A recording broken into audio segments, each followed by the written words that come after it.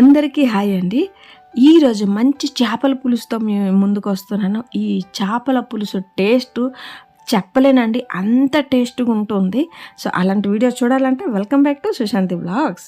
ఈరోజు మాకు తెలిసిన వారు చేపలు ఇక్కడ చెరువులను పడుతుంటారు కదా, చేపలు పట్టారట, మాకు ఇచ్చారనమాట. 1 కేజీ చేపలాగా ఒక పెద్ద చేప ఇచ్చారు, ఫ్రెష్ చేప అండి. వాళ్ళే పాపం క్లీన్ అని చేసుకుని మాకు ఇచ్చేసారు. నాకు క్లీన్ చేయడం అంటే రాదు, అంతా అతనే క్లీన్ చేసుకుని అంత బాగా ఇచ్చారు. చేప చెరువులో ఫ్రెష్ పట్టి ఇచ్చారు కాబట్టి చేప పులుసు తింటే నిజంగా అండి దిమ్మ తిరిగి మైండ్ బ్లాక్ అయింది. అంటే అంత టేస్ట్గా ఉన్నదండి, సూపర్ టేస్ట్గా ఉంది. ఈ బుర్ర మాత్రం నేనే తిన్నానండి, మా ఇంట్లో ఎవరు తినడానికి రాదు, నేనే ఆ బుర్ర తింటాను మా ఇంట్లో. అందుకే మా బుర్రలు తినొద్దు, నీకు చేపల బుర్ర తెచ్చిస్తాను, చేప బుర్ర తిను అంట డైలాగ్ కొడుతుంటారు. ఓకేనా, ఇప్పుడు చేపల పులుసు కావాల్సిన పదార్థాలు చూసేది. మా తెల్లుల్లి 2, అల్లము 1.5 ఇంచు, ఉల్లిపాయలు ఒక 4, టమాటాలు మీడియం సైజు టమాటాలు ఒక 3, ఆవాలు ఒక 1/2 టేబుల్ స్పూన్, జీలకర్ర ఒక 1/2 టేబుల్ స్పూన్. చేపలకి ఆవాలు జీలకర్ర పేస్ట్ సూపర్ టేస్ట్ ఇస్తుందండి. మెంతి కూర వేయాలండి చేపల పులుసులోన. మెంతి కూర ఉంటే మెంతి కూర వేయండి, లేదంటే ఆ ప్లేస్లో మెంతులు కూడా వాడచ్చు. ఓకేనా, కొత్తిమీర వేస్తే చేపల పులుసు ఫ్లేవర్ బాగుంటుంది. ఉప్పు, పసుపు, కారం పొడి, గరం మసాలా కొంచెం, దాంతోపాటు చింతపండు ఒక మీడియం సైజు టమాటో ఎంత చింతపండు నానబెట్టి పెట్టేశాను. చేపల పులుసు అంటే ఎన్ని టమాటోలు వేసినా కూడా కొంచెం చింతపండు వేస్తేనే ఆ టేస్ట్ సూపర్గా ఉంటుంది.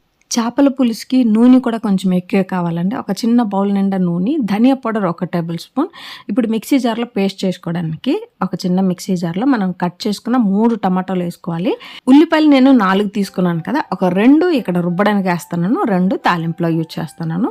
అల్లం ఇలా కట్ చేసుకున్న తర్వాత తెల్లుల్లి వేసుకొని నీరు వేయకుండా, టమాటాలో నీరు ఉంటుంది కదా, నీరు వేయకుండా ఇలా గ్రైండ్ చేసుకుని వచ్చేద్దాము. ఇలాగా ఫుల్ పేస్ట్ లాగా అయిన తర్వాత ఇప్పుడు ఇందులో 1/2 టేబుల్ స్పూన్ జీలకర్ర, 1/2 టేబుల్ స్పూన్ ఆవాలు వేసుకోవాలి. ఈ చేపల పులుసుకి జీలకర్ర ఆవాలు పేస్ట్ సూపర్ టేస్ట్ ఇస్తుంది. ఇలా నైస్గా గ్రైండ్ చేసుకుని వచ్చేద్దాం. పేస్ట్ చూసారా, నీరు వేయలేదండి మనం, ఆ టమాటోలో ఉన్న నీరే ఈ పేస్ట్ లాగా అయింది. ఇప్పుడు మనం ఏ పాత్రలో చేపల పులుసు చేయాలనుకుంటున్నామో ఆ పాత్రలో మనం రుబ్బుకున్న పేస్ట్ వేసుకోవాలి. తర్వాత చింతపండు, ఆ పులుసుని బాగా పిండి తీసిన తర్వాత అందులో మనం ఎంత బాగా తీసినా కూడా మీద పిప్పి అనేది ఉంటుంది కదా, అది బాగా ఫిల్టర్ చేసుకుని చింతపండు పులుసు వేసుకుందాం. చూసారు కదా, ఎంత ఫిల్టర్ చేసినా కూడా కొంచెం అనేది ఆ చింతపండు పిప్పి అనేది ఉంటుందండి. తినేటప్పుడు అవి దొరికితే అంత బాగోదు కాబట్టి నీట్గా ఫిల్టర్ చేసి తీసి మనకి చేపల పులుసు గ్రేవీలాగా ఎంత గట్టిగా కావాలో ఇలాంటప్పుడు నీరు అనేది చేర్పించుకోవాలి. 1 కేజీ చేపలకి ఈ గట్టిగా ఉంటే బాగోండి, ఇంకా ఎక్కువ పలుచగా అయిపోతే బాగోదు. ధనియా పౌడర్ 1 టేబుల్ స్పూన్. నేను ఇక్కడ కారం పౌడర్, చేపల పులుసు కారం ఉంటే బాగుంటుంది కదా, 3 టేబుల్ స్పూన్ కారం పౌడర్ వేస్తున్నాను. పసుపు 1/4 టేబుల్ స్పూన్, ఉప్పు ఒక 2 టేబుల్ స్పూన్, గరం మసాలా ఒక 1/4 టేబుల్ స్పూన్ వేసుకుని అన్నీ ఒకసారి బాగా కలపాలి. మీరు చేపలు తాలింపు వేయకుండా డైరెక్ట్గా కలిపేస్తున్నారా అని డౌట్ వస్తుందా? ఇలా ఒకసారి చేయండి, మీకు అప్పుడు తెలుస్తుంది ఇంత టేస్ట్గా ఉంటుందని. ఇలా బాగా మిక్స్ చేసిన తర్వాత హై ఫ్లేమ్లో ఒక 10 నిమిషాలు మరగాలండి. చేప పులుసు ఎంత మరిగితే అంత టేస్ట్ ఉంటుంది. అలాగని బాగా మరగబెడితే మనకి పులుసు అనేది దగ్గరికి అయిపోతుంది. మరిగిన తర్వాత ఒక 10 నిమిషాలు మరగాలి. మరిగిన తర్వాత ఇలాగ చేప ముక్కలన్నీ వేసుకోవాలి. మనం పోపులోనే వేసుకోవడం లేదు, ఫ్రై చేయడం లేదు, డైరెక్ట్ చేప ముక్కలు వేసేస్తున్నాం పులుసులోపు. ఇలా ఒకసారి చేస్తేనండి చేప ముక్కలు గట్టిగా ఉంటుంది, టేస్ట్ కూడా సూపర్గా ఉంటుంది. అన్ని చేప ముక్కలను వేసిన తర్వాత గరిటెతో మనం కలపడానికి వెళ్ళకూడదు, ఇలాగ చేతులతో జస్ట్ సెట్ చేయాలి అంతేనండి. ఓకేనా, ఇప్పుడు మూత పెట్టి 5 నుండి 7 నిమిషాలు ఒక మరుగు రావడానికి వదలాలి. ఎక్కువ మరగకూడదండి, చేప పులుసు మెల్ట్ అయిపోతుంది కాబట్టి. చేప ముక్కలు ఒక 5 నుండి 7 నిమిషాలు మరిగితే చాలండి. చూడండి మరిగింది కదా, ఇలా ఒకసారి తీసుకొని చేతులతో కలపాలండి, సౌటు ముట్టవద్దు. కలిపి ఒక 2 నిమిషాలు ఇలా మరిగినప్పుడు స్టవ్ ఆఫ్ చేసుకుని తాలింపుకి రెడీ చేసుకుందాం. స్టవ్ మీద ఒక ప్యాన్ పెట్టి చేపల పులుసు అంతా చెప్పాను కదా, ఒక బౌల్ నిండా ఆయిల్ తీసుకోవాలి. అందులో 1/4 టేబుల్ స్పూన్ ఆవాలు, 1/4 టేబుల్ స్పూన్ జీలకర్ర వేసుకోవాలి. మీ దగ్గర మెంతి కూర లేదంటే మెంతులు ఒక 4 నుండి 5 ఇలాంటప్పుడు వేసుకోవాలి. ఓకేనా, ఆవాలు చిట్పట అయిన తర్వాత కట్ చేసుకున్న 2 ఉల్లిపాయలు మనం పేస్ట్ చేసాం, 2 ఉల్లిపాయలు ఇక్కడ తాలింపులో వేస్తున్నాను.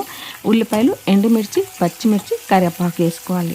తెల్లుల్లి మనం రుబ్బుకొని పేస్ట్ చేసాం కదా, ఇక్కడ వేసే అవసరం లేదు, కావాలంటే వేసుకోవచ్చు, లేకపోతే లేదండి స్కిప్ చేయొచ్చు. ఎండుమిర్చి వేస్తే ఆ చేపల పులుసు ఫ్లేవర్ సూపర్గా ఉంటుంది.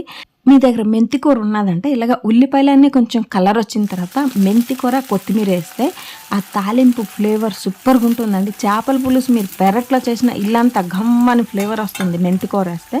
పోపు అంతా వేగిపోయింది అన్నప్పుడు లాస్ట్లో ఒక 1/2 టేబుల్ స్పూన్ కారం పౌడర్ వేసినామంటే మిరపగుండ ఆ పైన చేపల పులుసు పైన తేలుకొని సూపర్ కలర్ఫుల్గా వస్తుందండి. చేపల పులుసు కలర్ఫుల్గా ఉండాలంటే ఈ పోపులోనే ఒక 1/2 టేబుల్ స్పూన్ కారం పౌడర్ వేసుకోవాలి. మీ దగ్గర మెంతులు లేదు, మెంతి కూర లేదంటే కసూరి మేతి లాస్ట్లో ఒక టేబుల్ స్పూన్ వేసుకోండి, సరిపోతుంది. పోపులోనే లాస్ట్లో వేసుకుంటే సూపర్ ఫ్లేవర్గా వస్తుంది.